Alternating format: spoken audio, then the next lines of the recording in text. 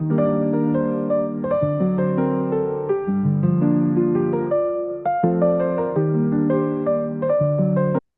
a profound transformation happening in the lives of nearly 1 billion women worldwide.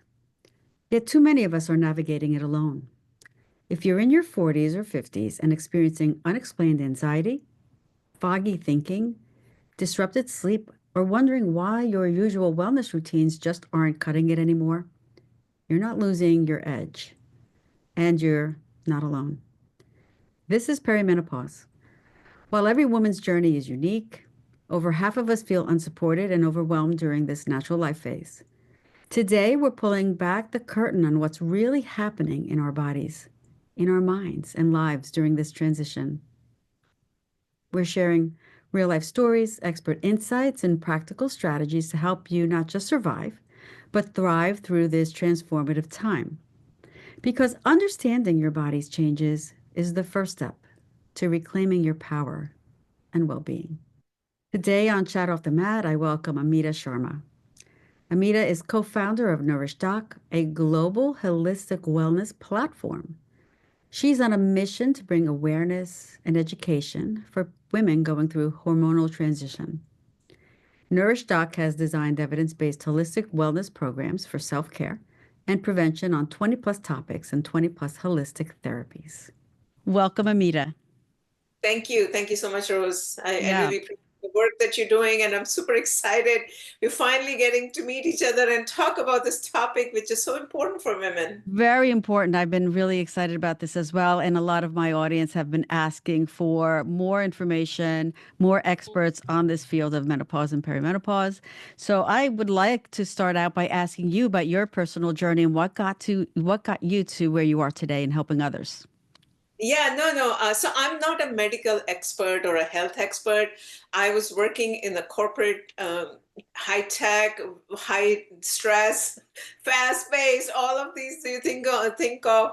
Suddenly, I started getting these strange symptoms, and I had no clue what was happening to my body, and I barely had turned 40 at that time, right around that time frame, and it was like very embarrassing, and I did not know where to go or turn to. All those moments I went through that for a number of years, right? The perimenopause journey could be as long as 10 years, and at that time I just wanted to fix myself, and then the COVID time hit, and that's when it came back to me that I want to do something for holistic health.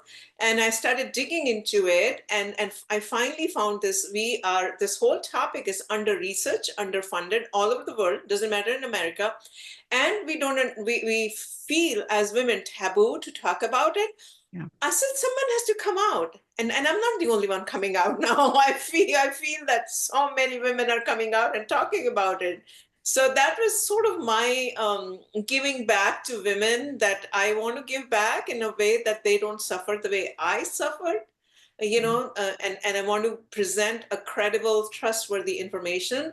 Doing that, I interviewed about 3,000 holistic experts from all over the world on this topic, ranging from MDs, everything. So that's a little bit of my story, why I'm doing it, what I'm doing, and I really want to empower women at the core intent of what I'm trying to do. You're right. It's been taboo. Personally, my mother passed away early, even before she went into menopause. So I wasn't able to have any kind of discussion or even compare how my journey was going through it. So Yeah. there wasn't any resources for me and for a lot of women my age. So this is very important. So you stated that perimenopause can begin at 10 years prior to.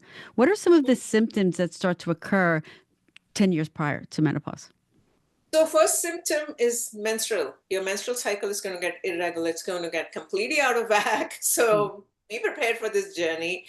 Because of the menstrual cycle getting out of whack, you're going to start getting these strange hormone symptoms. Like I started getting my mood swings. I'm very balanced and calm person. Suddenly, out of the blue, things are coming out of me, like in that movie, You Can't Stop Lying. You remember that movie? I was I like don't that remember the name of it, but I know what you're saying. person. Yes, it's like It's like, oh. uncontrollable urge to just say whatever we want in this like craziness that we're experiencing at the time, right? Exactly. Uncontrollable. It's like it's not us. But honestly, on a serious note, irregular periods, your hot flashes is typically first main symptoms. What we say, night sweats at night, you start getting sweating. You're not able to sleep in the morning. You're foggy. You're all fogged up. Your brain is all fogged up. Anxiety. All these things. It's not just one symptom. It's like multiple of symptoms. Suddenly they Right. start blasting at you, and every woman is different. In my case, these are very common symptoms that women face, and I did that. And anxiety, and then whole self-esteem can also go down because now you're feeling, oh my God, I'm not able to be productive at work. And for some of the women, they put on weight and the hair starts thinning. So all these things, right? What is attributed to feminine beauty, so to speak, culture, like historically, starts changing, is what I'm saying.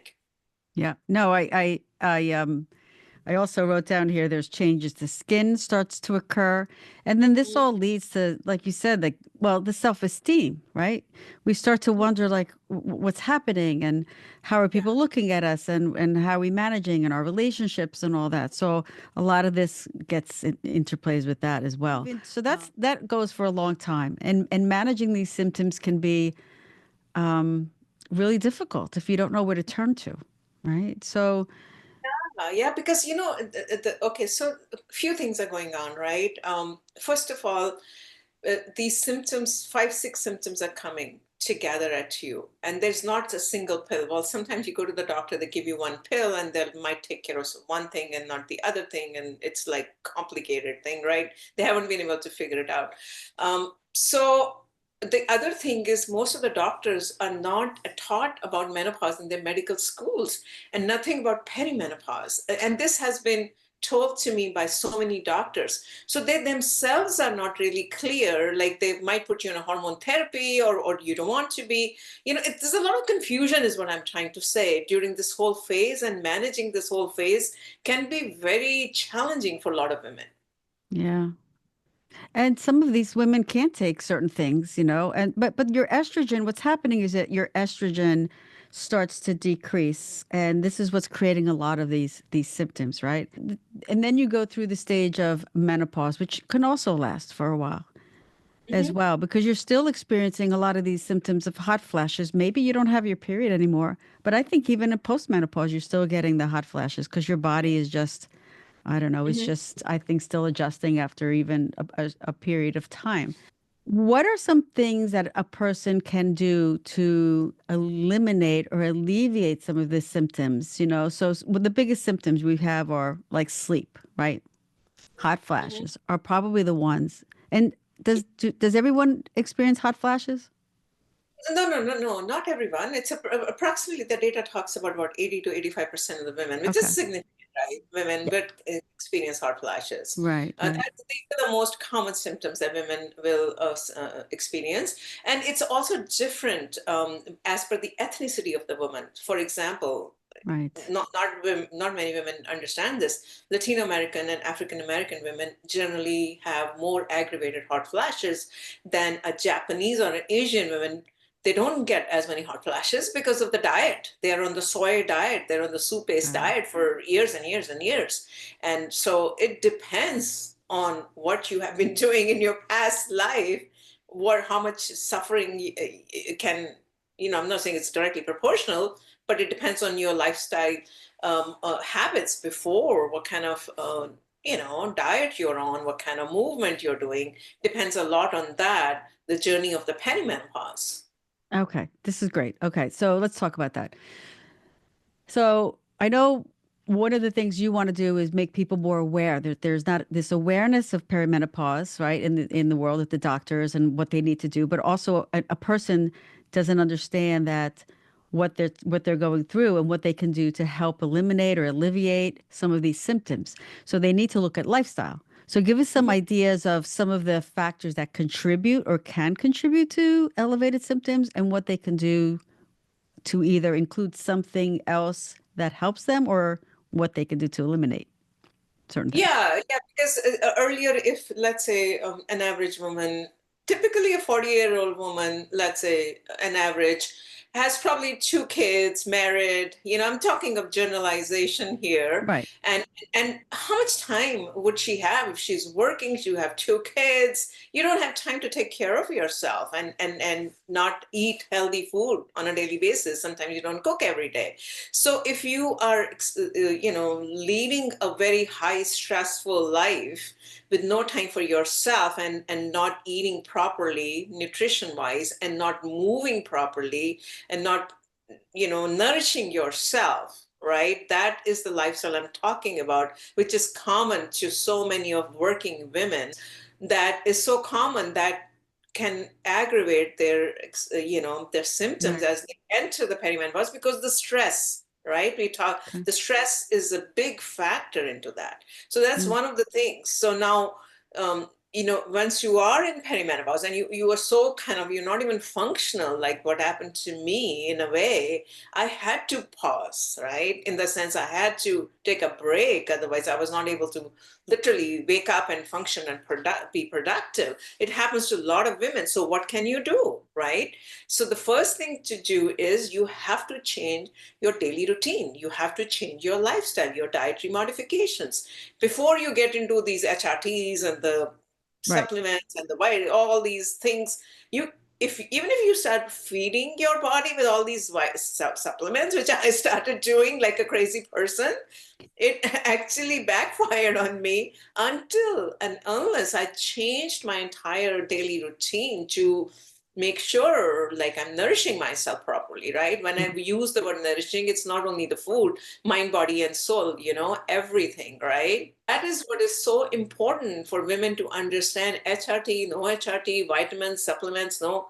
You need to take care of your daily routine. You need to put yourself, and every single day, you need to have some kind of a routine that you follow, and you need to embrace the holistic lifestyle or habits to Yes. do that on every single day basis. Yeah. I'm glad you said habits because that's what they are. And there's some of these habits are not good habits, so we need to replace them.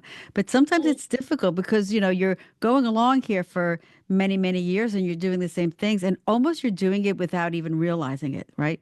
So we need to one be aware, like, if I continue to eat a lot of sugar and a lot of things Yeah. like that, it's not going to help me because it inflames. And then the liver is Mhm. trying to detox this, and the liver is responsible for, according to Chinese medicine, the liver is most active during the middle of the night when women mostly have hot flashes. Mhm. Mhm. So that's affected. So there's diet, there's sugar, there's other factors, alcohol, caffeine, those type of things. Exactly, Um, exactly. right. So starting to eliminate those things, but it's not an overnight thing, right? No, no, it doesn't happen overnight. You just need to keep going. And then one day, suddenly, you will notice that you are starting to feel more energetic. You're not getting fatigued. I had all these issues. Even before 40s, I had in 30s. Like I used to get fatigued and no energy and all those things. But suddenly, if you start doing that, you will feel more energetic. Yeah. And you know, Well, fatigue is, I think it's an epidemic. Chronic sleep issues are an epidemic. You can't sleep because one, you're stressed. You're not eating. You may not be eating well, and there are people who may be eating great, and they're still having a lot of symptoms because everybody's unique. You know, hmm um, and you're trying your best to create this new lifestyle, and it may not be happening. So where can they go? Where can they get the resources and the support that they need? exactly, exactly. And Yeah. that's exactly when I did my research, right? And having been through millions of women are going through this, I found exactly the same thing. I said, where do I go? I have no place to go where I can find trusted information in one place. Someone is telling me, oh, do this. Someone, I go here and they say, oh, no, no, no, do this and do that and do this. I am I know. so confused. Should I take HRT? Should I not do HRT? And then all kind of reports. So that really was the idea that I thought that women need a place where it is trustworthy, unbiased, it's coming with the evidence, research, and they can at least understand what to expect, when they are going to enter this phase and how to handle this phase, manage it, and then also moving forward, menopause and the rest of the life, we are in post-menopause, Right. right? So all that, if you think about it, let's say an average woman enters in age 40 and she's living till 85. I mean, there's a 45 years, half of your life is Right. more than half of your life is going through this menopause, perimenopause as a woman. Yeah. And some people think their life is over once they hit menopause, but it shouldn't be, you No, know? not at all. So it should be a positive change.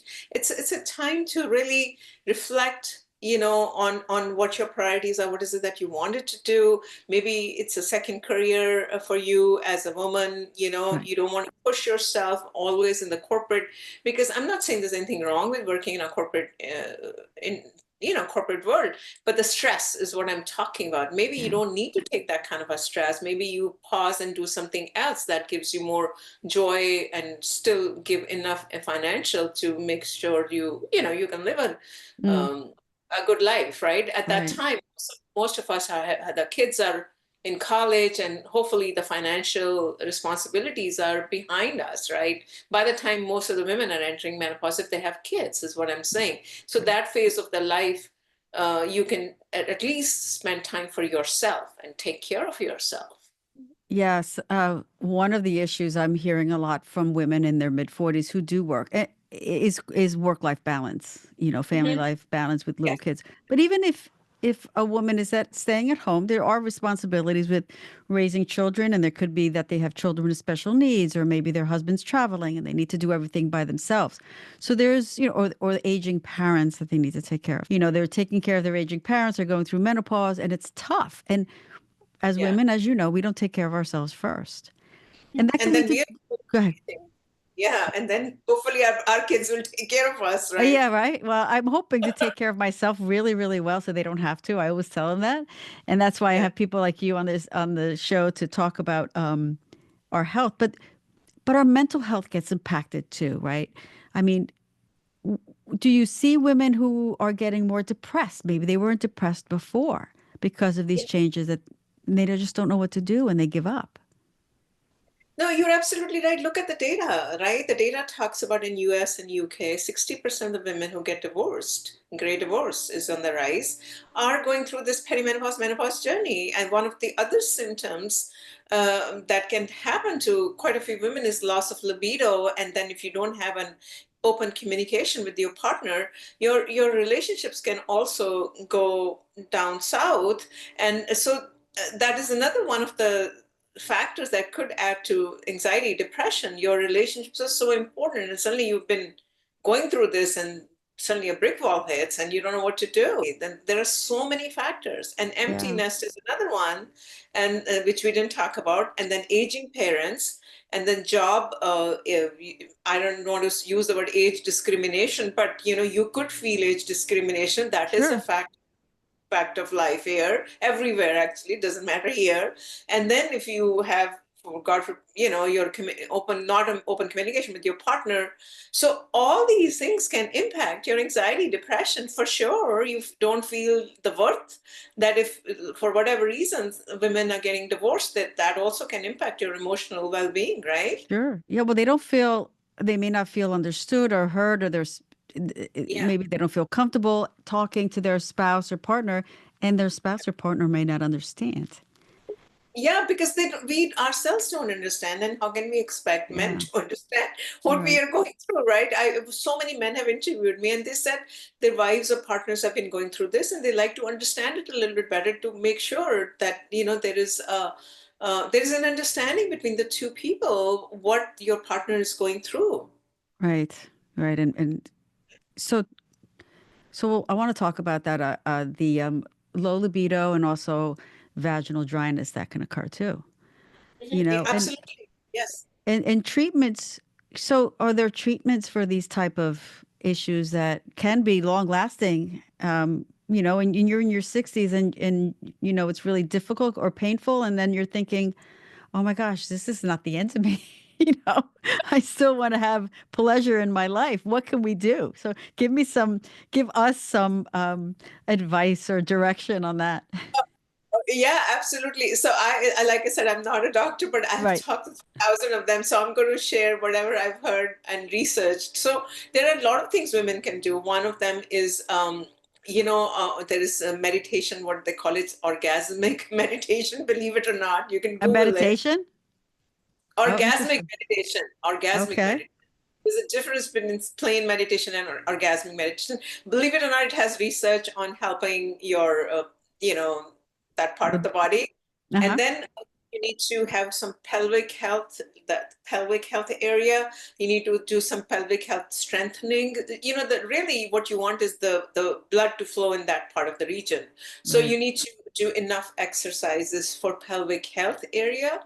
And then there are obviously vaginal lubricants and stuff like that. But mainly, the other thing what you can do is balancing your hormones. See, all of these things that are happening because of the imbalance of hormones. We know that estrogen, progesterone are going down, and sometimes initially the progesterone goes down first, and the estrogen is still high, and then estrogen goes like crazy. So they're not balanced, right? Because of the imbalance of hormones, all these strange things are happening to us. So what you want to do is really balance your hormones. Even if they're going down, we know that they're going down for everyone and they are going to stay like that, but make sure your hormones are balanced, right? That's really the key, to all these things. Now, how do you keep it balanced? That is, and also some of the phytoestrogens foods that you could start taking that already have natural estrogen in it. For example, the broccolis, the cauliflowers of the things, all these things you can start adding to your diet, right? The phytoestrogen, so that the natural estrogen is still there. And that's the one. Loss of estrogen is causing the vaginal dryness down there. So if you increase the natural ways to take estrogen in your body by using these simple plant-based vegetables, then I think it can start improving. And also when you're taking diet and nutrition, include all different type of taste.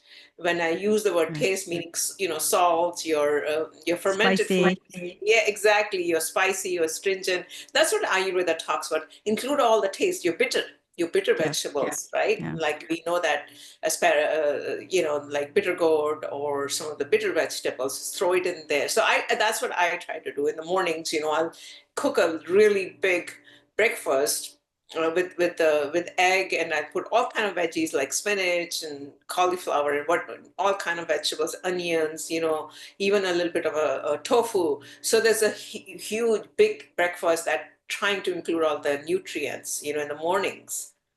Right. Right. So all these phytoestrogens, if you start including this on a daily basis, you will feel the difference. You will see the difference. And in addition to that, doing some exercises, like I said, different type of yoga poses, which I'm happy to share later on, and orgasmic meditation, or vaginal, lubricants, and stress. You need to get rid of the stress. Yeah. Yeah. Yes, absolutely. I also always encourage people with qigong because it moves the energy and it helps with the Yes. connective tissue. It's a great complement to yoga. But Yeah. so you're saying, you have to balance your hormones, but how do we know? How do we know that our hormones are imbalanced? I'm sure they are imbalanced because you're in perimenopause, but what's high, what's low, what's not, what do you need? These are things that as a woman you need to go and get a blood test. Am I right? And say, Yes. because they're not going to do this test. You go No. for your physical, they're going to just look at your vitamin D and say, Yeah. and your cholesterol and try to give you medication for that. Yeah. Yeah. But we need to ask. We need to go to our gynecologist or a functional medicine doctor and say, look at our hormone levels and let's talk about that. That's a whole different conversation. Understand that. That's the problem that the OBGYN doesn't tell you that you should do. I mean, that's what the holes are in the system here, everywhere for that matter. So Dutch test is the holy grail for hormone testing, and that's like dried urine test. That's what they do. It's not even blood test. And that's the test that is given most of the time if they want to see the entire your hormone levels. Now the other problem is if you're in perimenopause, they are so erratic, you don't even know what the baseline is. You almost need to have a baseline when you are younger, or well, let's say we missed the boat over there, we didn't get the Dutch test done. Didn't get it. Forget it. Now get the Dutch test and see if their hormones are balanced or not. That and then make sure what is it that you can do to balance the hormones. That's Other that, things you yeah, can use flax seeds. Flax seeds in the morning. I do that every day in the morning. It's a yeah. great hormone balancer. Flaxseed also has estrogen, and some of the seeds in the morning they have natural estrogen. So try to include as many foods as possible on a daily basis and get your hormones tested, the Dutch test, like I said, and then see, you know, What's it called? The Dutch test? DUTSCH, Dutch test. It's you Google it. I There's will. there's a company called Dutch Test. I mean, it's a bit expensive, but I think there is a way you can find it a bit cheaper. I think the Dutch Test company charges about $400, $500, something like that. But if you go, say, You need to go to hormone, a doctor. You yeah, need to talk to your doctor about this and then pursue the test with yeah, along with them so that they can read the results. But what you said before, I think it's really important. I want to repeat that. Get a baseline. Okay, it's too late for me to get a baseline. But if you're in your 30s, get a baseline. yeah. And I'll tell you why also, because I was diagnosed with cancer at the age of 48 because it was high estrogen. Now, Yeah, I would have known if I had a test, I would have known. They would have known I had high estrogen and maybe exactly. done something to reduce it to help me maybe not get cancer. High estrogen has a direct relation to the cancer, and if these kind of measures are put in place when you were, let's say you were in 40 and somebody told you, hey, get your hormone testing done, you make sure your hormones are balanced, you don't want high estrogen, Right. because in the beginning, like we were talking about, progesterone goes down and estrogen is still high up there, so it's very common, the estrogen dominance for amazing a lot of women, but nobody tells you, hey, make sure these balances there so you don't get into all this. Right. And that's the whole I'm pointing out. You need to have it earlier so that women don't end up getting all kind of strange cancers. We need to also understand how our gut, the health of our gut and Hmm. how that also relates to hormonal health. Can you talk about that a little bit? Yeah, absolutely. Ayurveda talks about everything originates, all the diseases, in fact, originate because of imbalance of gut health issues, right? Yeah. So your gut health is fundamental, and we know that there's a connection of the vagus nerve from gut health to your mental. So if your gut health is not you know ideal, then you are going to get anxiety. So there is a direct connection. So gut health is absolutely one of the most important things, the in addition, the hormone.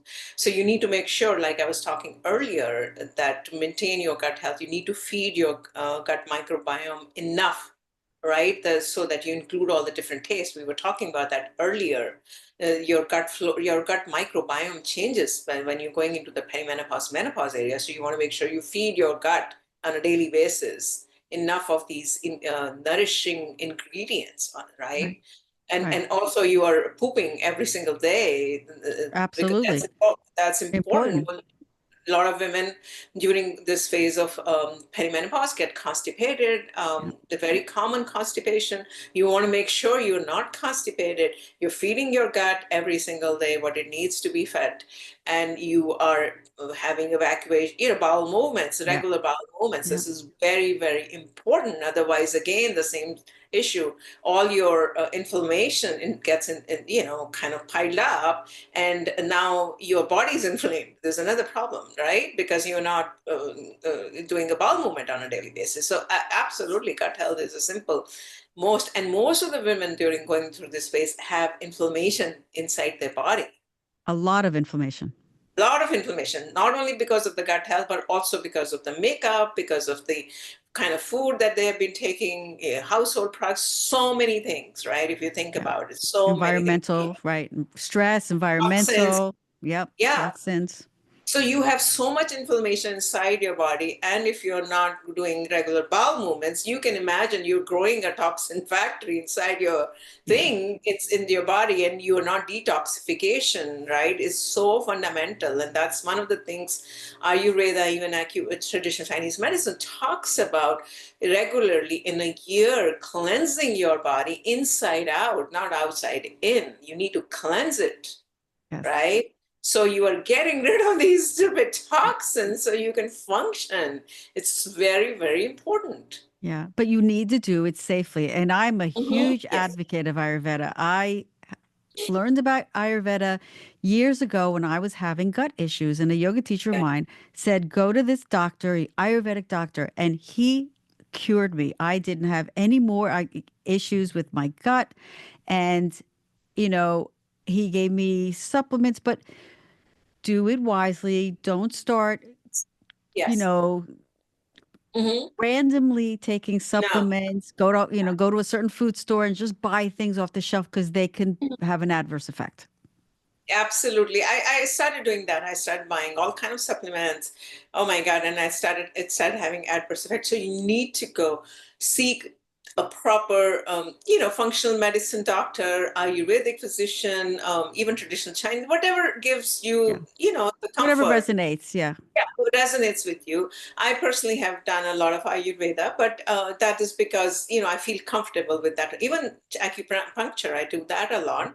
But it is important for there is a lot of simple detoxification processes, but if it's done under the guidance of an expert, but even simple things like medical detoxification is being done here, or a simple cleansing of what they call as a mono diet for X number of days that cleanses your system. So this is a complete brand new topic. Detoxification is a huge, huge topic. But just for this podcast, it's important to cleanse, right? To cleanse Right. yourself at least Right. twice a year.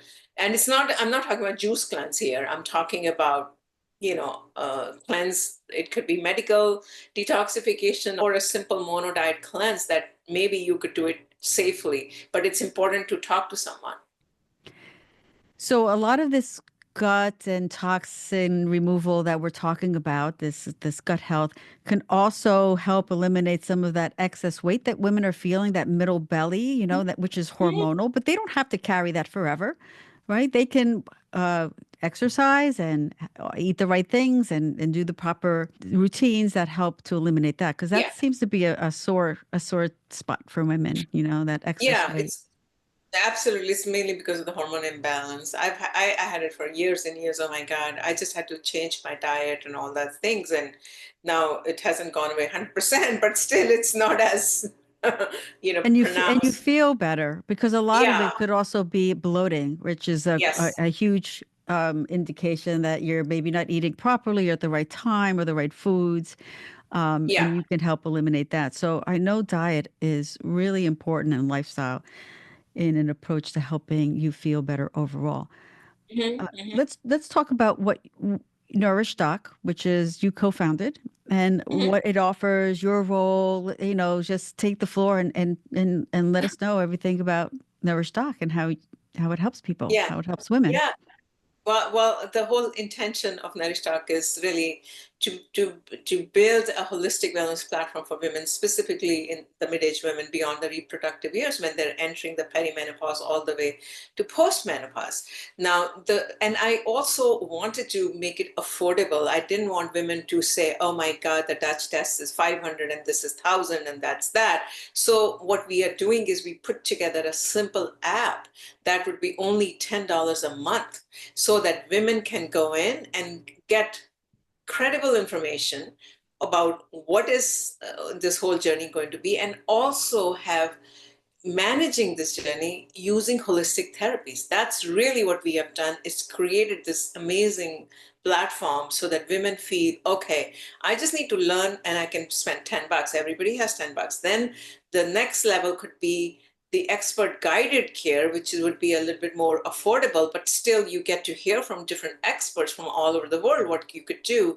And then the third could be one-on-one, like you get your Dutch test, you get your whatever, and you have a naturopathic doctor or whatever, So these are the three tiers what we have created so that women feels that they are taken care of. There's credible information, and they feel safe that they can come and talk about any kind of taboo topics. They don't feel like, oh my God, I can't talk about my sexual health is going down the tube or whatever. So the idea is to create a complete, comprehensive, holistic wellness platform for women going through perimenopause, menopause, and postmenopause.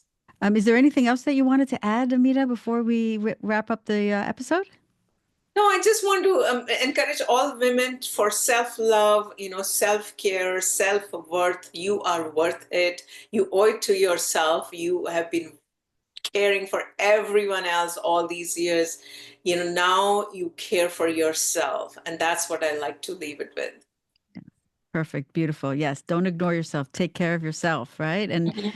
And please use resources like Amita and Nourish Doc because it's a safe environment that you can go to. And she's done the research and not only has done the research, but you have lived through this and lived it and have experienced it and are here to share your expertise and passion for it. Thank you so much for being here today, Amita.